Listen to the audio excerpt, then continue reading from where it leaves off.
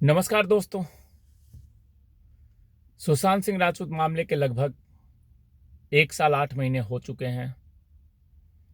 काफी बड़ी लड़ाई लड़ी गई इंसाफ की, न्याय की, और सुशांत सिंह राजपूत जैसे एक अभिनेता जो कि अपने बलबूते पे इस बॉलीवुड इंडस्ट्रीज में एक बड़ा नाम कर रहे थे, एक बहुत ही बड़ा मुकाम हासिल कर लिए थे, लेकिन ये बातें बॉलीवुड के जो स्थापित, जो कह सकते हैं माफिया बॉलीवुड के, जो जिनका कैप्चर है बॉलीवुड के ऊपर, जो ये चाहते हैं कि कौन यहाँ पे आएगा और कौन नहीं आएगा, किसे काम मिलेगा किसे काम नहीं मिलेगा, ये डिसाइड करने वाले लोगों को सुशांत सिंह राजपूत की सफलता पसंद नहीं आई और उन्होंने सुशांत सिंह राजपूत को अपने कब्जे में करके काम करवाना चाहा।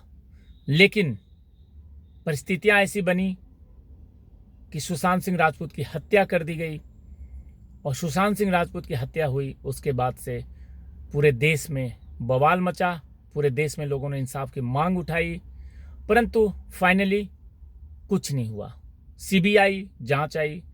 एक बड़ी उम्मीद बन गई थी लोगों को कि सीबीआई जांच, हमें याद है कि हम कितनी लड़ाई लड़ रहे थे और हम कितनी बड़ी एक डिमांड कर रहे थे कि इस मामले में महाराष्ट्र पुलिस से जांच को छीन करके सीबीआई को दिया जाए, और फाइनली सीबीआई जांच आई इसमें, लेकिन कुछ फायदा नहीं हुआ। कई बार ऐसा लगा कि अब सफलता मिलने वाली है, अब सुशांत सिंह राजपूत के हत्यारे पकड़े जाएंगे और सुशांत सिंह राजपूत को न्याय मिलेगा, परंतु इस मामले में जो एक आरोपी सिद्धार्थ पिठानी है वो जेल में बंद है। वो बंद है एनसीबी के द्वारा ड्रग्स एंगल पे, और दूसरे जो रिया चक्रवर्ती और शौविक चक्रवर्ती थे ये छूट चुके हैं। और इस मामले की अगर गहराइयों को आप जांचें तो बहुत सिंपल, बहुत सीधा सा एक रूट है, और वो रूट गुजरता है सिद्धार्थ पिठानी, नीरज केशव, रिया चक्रवर्ती के घर से होकर के। अगर ध्यान से देखा जाए तो सिद्धार्थ पिठानी सुशांत सिंह राजपूत का फ्लैटमेट था, दोस्त था, रिया चक्रवर्ती गर्लफ्रेंड थी, और नीरज केशव घर के नौकर थे। यानी कि ये कुछ ऐसे लोग हैं जिनसे अगर गहराई से पूछताछ की जाए, गहराई से बातचीत की जाए और एक एक कड़ी से कड़ी को जोड़ा जाए और इन सब लोगों को आमने सामने बिठाया जाए। साथ ही साथ इनके साथ कुछ और नाम भी हैं, संदीप सिंह हैं, इनके साथ सैमुअल मिरांडा है, और भी बहुत सारे ऐसे नाम हैं जो कि अभी मुझे ध्यान नहीं है, कुछ 8-10 नाम है। अगर इन सबको एक साथ बिठा करके पूछताछ करते हैं तो इस मामले में बहुत ही चीज़ें सामने निकल करके आ जाएगी। और सुशांत सिंह राजपूत नाम एक ऐसा नाम जिसके बारे में कुछ भी कहना कम होगा।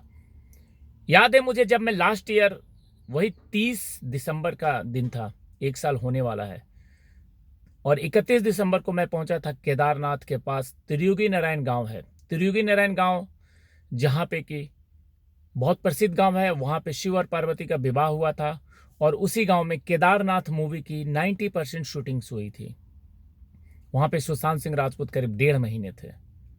मैं जब उस गांव में घूम रहा था, मैं वहां पे करीब 2 दिन रुका था उस गांव में, और उस गांव के लोगों से बातचीत किया तो हर किसी ने सुशांत सिंह राजपूत की तारीफ करी।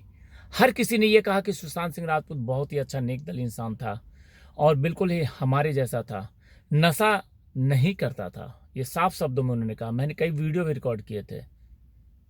और ऐसे व्यक्ति की हत्या कर दी जाती है और जांच के नाम पे सिर्फ खाना पूर्ति होती है। इंसाफ नहीं मिला अभी तक एक सीधा साधा व्यक्ति। और मैं दोबारा, मेरा ये प्रयास है कि जो लास्ट ईयर में 31 दिसंबर 30 दिसंबर को वहां पे था त्रियुगी नारायण गांव में, बहुत जल्दीबाजी में था, बहुत कुछ ज़्यादा बात नहीं कर पाया था। जितना भी बात हुआ था वो सब मैंने आपके साथ शेयर किया था।